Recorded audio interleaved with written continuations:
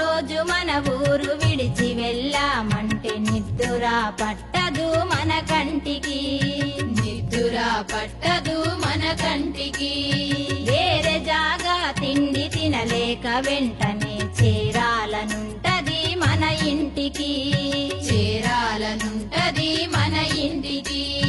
ఒక రోజు మన ఊరు విడిచి వెళ్ళామంటే నిద్దురా పట్టదు మన కంటికి, వేరే జాగా తిండి తినలేక వెంటనే చేరాలనుంటది మన ఇంటికి.